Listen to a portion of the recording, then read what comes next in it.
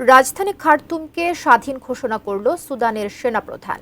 গত 2 বছর ধরে এই খার্তুম শহর আধা সামরিক বাহিনীর র্যাপিড সাপোর্ট ফোর্সেস আরএসএফ এর দখলে ছিল, যা দেশটির সেনাপ্রধান আবদেল ফাত্তাহ আল বুরহান মুক্ত করলেন তার প্রথম সফরে।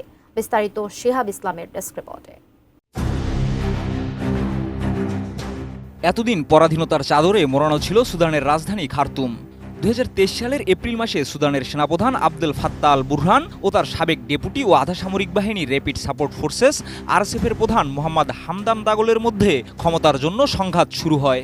এই সংঘাতে আরএসএফ দ্রুত খার্তুম শহর দখল করে নেয় এবং এটি দীর্ঘ 2 বছর ধরে তাদের নিয়ন্ত্রণে ছিল। আরএসএফের দখলে থাকার কারণে প্রশাসনিক এবং সামরিকভাবে পরাধীন হয়ে পড়েছিল খার্তুম। পরবর্তীতে বুরহান ও তার বাহিনী এই নিয়ন্ত্রণ পুনরুদ্ধারের জন্য সামরিক অভিযান শুরু করেন।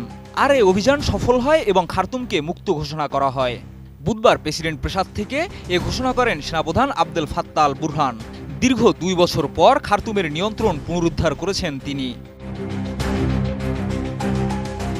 এই ঘোষণাটি দেওয়ার পর বুরহানকে প্রেসিডেন্ট প্রাসাদে কামানের আঘাতে ক্ষতিগ্রস্ত স্থানে হেঁটে যেতে দেখা যায়। এ সময় তিনি সামরিক পোশাক পরিহিত ছিলেন এবং তার সঙ্গে থাকা সেনা সদস্যদের আল্লাহু আকবার স্লোগান দিতেও দেখা যায়।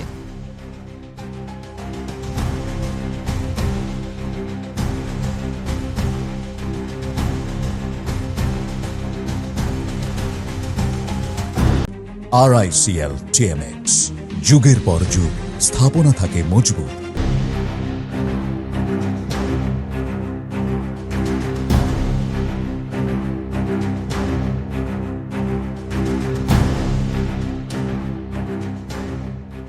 2023 সালের এপ্রিল মাসে সেনাপ্রধান আবদেল ফাত্তাহ আল বুরহান ও তার সাবেক ডেপুটি ও আরএসএফ নেতা মোহাম্মদ হামদান দাগলের মধ্যে সংঘাত শুরু হলে আরএসএফ দ্রুত খার্তুম দখল করে নেয়। বুরহানের অনুগত কর্মকর্তারা ও সেনারা পরে পোর্ট সুদানে পালিয়ে যান।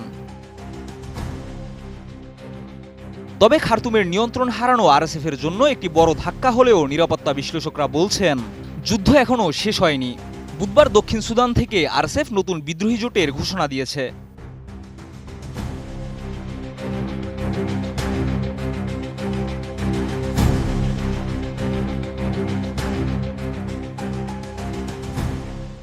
শিহাব ইসলাম, ATN নিউজ।